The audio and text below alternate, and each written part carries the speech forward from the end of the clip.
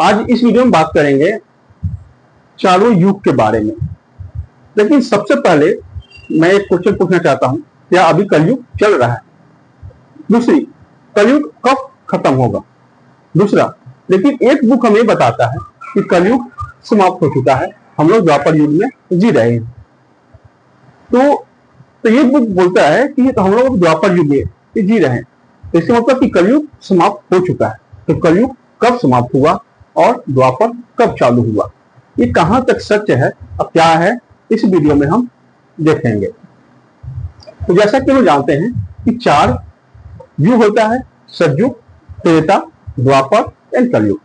ऐसे लोगों का मानना है कि जो कलयुग की आयु है 4,32,000 की है, और अब भी मैक्सिमम 5,000 ही कंप्लीट हुआ है। अभी 4,27,000 कलयुग की आयु बचा है, और कलयुग में और इससे घनघोर समाज में चोरी, डकैती, ये सभी चीजें बढ़ेगी। लेकिन ये बुक ये कहता है कि जो कलयुग था उसका जो डार्क पार्ट था वो बीत चुका है, अब ऐसा कुछ समाज में होने वाला नहीं है। लेकिन जो तथाकथित जो पंडित लोग हैं वो कहते हैं कि अब भी इससे कुछ समय बाद जो समय आने वाला है बहुत भयानक आने वाला है। लेकिन ये बुक बिल्कुल इसको सीधे से नकार देता है और बोलता है कि ऐसा कुछ नहीं है, जो होना था कलयुग में वो हो चुका है, कलयुग बीत चुका है, अब जो हमारा समय आएगा ये बहुत अच्छा समय आने वाला है। ऐसा कुछ नहीं है जो पहले इतिहास में हो चुका है वैसा हमारे समय में दोहराए। तो इस सभी चीजों को हम इस वीडियो में एक देखते हैं और जानेंगे कहां तक सच है और कहां तक क्या है।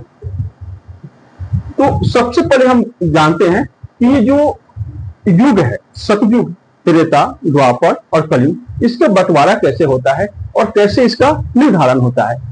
तो उदाहरण के लिए हम सबसे पहले देखते हैं पृथ्वी। जो पृथ्वी है, जो हमारा पृथ्वी है, वह सन के चारों तरफ घूमती है, 21 रोटेशन करती है। वो रोटेशन 365 दिन में पूरा होता है, और जितने भी सेलेस्टियल बॉडी हैं वो अपने स्थान के एक दूसरे का परिक्रमा करते हैं। तो इससे ये जाहिर हो जाता है कि जो सूर्य है वो भी अपने स्थान की परिक्रमा करता है। लेकिन अभी तक वैज्ञानिकों ने इस चीज को प्रूव नहीं किया है। उनका कहना है कि सूर्य एक आटा गोला है या एक सूर्य में प्राकृतिक केमिकल रिएक्शन होता है और उससे ही हम सबको प्रकाश मिलता है, लेकिन सूर्य जहां है वहां अस्थिर है। लेकिन ये बुक बोलता है कि ऐसा कुछ नहीं है, सूर्य भी एक प्रकार के जो आकाशीय पिंड है उनकी जैसा रोटेशन करता है, और उसी रोटेशन के आधार पे सभी युगों की, सतयुग, त्रेता, द्वापर और कलयुग की बंटवारा होती है। उसी के बेस पे इसका डिसाइड होता है कि कौन सा युग अभी चल रहा है। तो सबसे पहले हम जान लेते हैं, ऐसे कहा जाता है कि जो सतयुग है उसकी जो आयु है 17,28,000 की होती है, और त्रेता की 12,96,000, और द्वापर का 8,64,000 और कलयुग का 4,32,000। तो जो चारों युग हैं उसकी बंटवारा एक सूर्य की रोटेशन पे निर्भर करती है।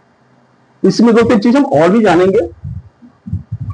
तो पहला चीज है कि जिस प्रकार सेलेस्टियल बॉडी, जितने भी आकाशीय पिंड है, एक दूसरे की परिक्रमा करते हैं, उस प्रकार सूर्य भी एक किसी पिंड की, ये तारों की, ये भी परिक्रमा करता है। लेकिन अभी ये साइंटिस्ट मानते हैं कि ऐसा कुछ नहीं है, लेकिन अभी ये खोज का विषय है, अभी साइंटिस्ट इसके बारे में खोज कर रहे हैं। लेकिन ये बुक कहता है कि जो युग है उसकी बंटवारा ये सूर्य की रोटेशन पे निर्भर है। और दूसरी चीज ये कहता है कि सतयुग में लोगों की जो माइंड है वो कि जो माइंड की इंटेलिजेंट है, उसकी जो कंडीशन होती है, जो इसकी पिकअप लेवल होता है या ग्रास्पिंग लेवल होता है, वो हाईएस्ट पे होता है। और जैसे जैसे सूर्य की स्थिति बढ़ती है, सूर्य आगे की तरफ बढ़ता है, रोटेशन बढ़ती है, वैसे लोगों की माइंड की जो ग्रास्पिंग लेवल है, इंटेलिजेंट लेवल है, वो रिड्यूस होता है, और वह जाके रिड्यूस कलयुग में बिल्कुल जीरो लेवल पे आ जाता है। थोड़ा सा इस डायग्राम को भी समझते हैं। ये बुक बताता है कि सतयुग युग में ये जो हमारा सूर्य की जो इस डायग्राम के माध्यम से हम पूरी सतयुग को, त्रेता युग को, द्वापर को और कलयुग को समझेंगे। तो इस बुक में बताया गया है कि सूर्य इस पॉइंट से, एक्सिस पॉइंट से इस पॉइंट पे आता है तो यहां कलयुग समाप्त हो जाता है। फिर जब इस पॉइंट से फिर अपने मेन पॉइंट पे पहुंचता है, चलता है, तो फिर से वहां द्वापर युग, त्रेता युग, फिर सतयुग आ जाता है। तो फिर इसको डिटेल में चलते हैं। जब मेन जो पॉइंट है सूर्य की, वहां से सतयुग चालू होता है और उस समय जो राशि होता है वो होता है मीन राशि। उसके बाद सूर्य की जो कंडीशन होती है, स्थिति होती है कुंभ राशि में। उसके बाद जब त्रेता युग में आता है तो उस समय सूर्य की स्थिति जो होती है वो होती है मकर राशि में और धनु राशि में। उसके बाद सूर्य की स्थिति जो आती है, जैसे स्कॉर्पियो में आती है वृश्चिक राशि में, उसमें उस समय द्वापर हो जाता है। जब सूर्य की स्थिति लिब्रा में होती है और भैरव में होती है तो इस समय पूरा घनघोर कलयुग होता है और द्वापर भी चालू हो जाता है। जैसे वर्गों में सूर्य की स्थिति आती है, ये जो एक्सिस पॉइंट है वह सूर्य का सबसे फारदेस्ट, सबसे दूर वाला पॉइंट है। फिर से सूर्य अपने अक्ष की तरफ, अपने स्थान की तरफ चल देता है। तो फिर जैसे आगे चलता है तो ये वर्गों में पड़ता है। इस समय कलयुग और द्वापर का आगमन हो जाता है। तो इस बुक के जो होली साइंस के इसके ऑथर हैं वो है स्वामी श्री युक्तेश्वर गिरी जी। वो बोलते हैं कि अभी हम इस युग में हम द्वापर में प्रवेश कर चुके हैं। उन्होंने बोलते हैं कि सन 1894 में हम 194 ईयर्स हम द्वापर में इंटर कर चुके हैं। तो आज के हिसाब से देखा जाए तो हम 325 ईयर द्वापर में आ चुके हैं। अब इसके लिए उन्होंने उदाहरण देते हैं कि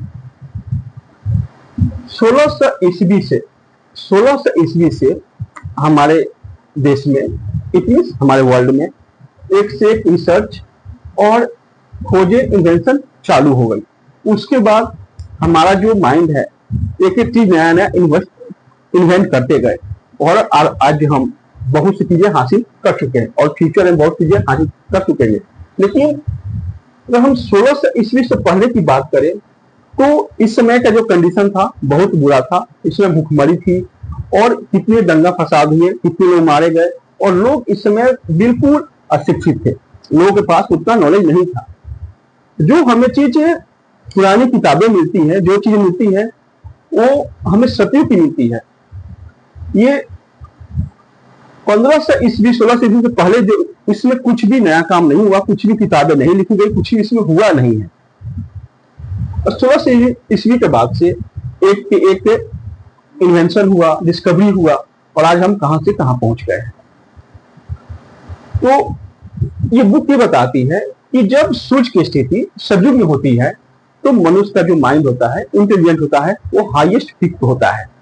और जैसे जैसे सूर्य अगले युगों की तरफ बढ़ता है उससे मनुष्य का माइंड का जो इंटेलिजेंस है वो घटते जाता है और कलयुग में आके उसकी माइंड की जो स्थिति है बिल्कुल सबसे नीचे लेवल पर आ जाती है।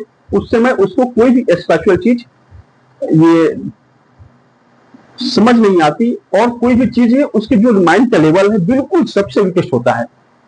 और आज की प्रेजेंट से हम देखें तो हमारा जो माइंड है सोचने की टेक्निक में हम बहुत आगे निकल चुके हैं। और उन्होंने एक चीज और बोलते हैं कि 2499 तक जो सूर्य की स्थिति होगी वो होगी लियो और एक्वेरियन, मतलब सिंह राशि में होगी। तो सिंह राशि को यहां देखें तो यहां त्रेता युग में हम लोग जा चुकेंगे। तो ये बुक हमें बताता है कि जो आने वाला समय है वह भयानक नहीं होगा, मानव जीवन के लिए, मानवता के लिए एक बेहतर आएगा और आज के समय में हर एक लोग अच्छाई को समझ चुके हैं। और आज के समय में जो पिछले बार जो हो चुका है दंगा फसाद, ये ऐसा कुछ अब आने वाले समय में नहीं होगा, क्योंकि हमारा जो इंटेलिजेंट का लेवल है बहुत हाईएस्ट लेवल पे पहुंच चुका है। और जैसे जैसे समय बढ़ेगा हमारा जो माइंड का लेवल है, इंटेलिजेंट लेवल है, वो और हाईएस्ट पीक लेवल पे पहुंचेगा। अभी तो हम बिल्कुल बिगनिंग पॉइंट पे हैं। एज पर दिस डायग्राम हमारा जो माइंड का लेवल है पीक पीक में नहीं, बिल्कुल शुरुआत लेवल है। अभी तो पीक लेवल आना बाकी है। इट मीन्स अभी हम जितने इंटेलिजेंट हैं शायद इससे कई गुना ज्यादा हम फ्यूचर में इंटेलिजेंट होंगे। और अभी जो हम टेक्निक यूज कर रहे हैं इससे भी ज्यादा अच्छे अच्छे टेक्निक शायद आ जाए। और इसका सबसे बेटर उदाहरण है ये चैट जीपीटी। एक से एक चीजें आ रही हैं। तो आने वाला समय हमारे लिए सबसे बेटर होगा। और कलयुग से हम आगे निकल चुके हैं। कलयुग जैसा समय अब नहीं आने वाला है। Thank you. इस वीडियो अच्छा लगे इसको लाइक कीजिए और अपने दोस्तों के साथ शेयर कीजिए।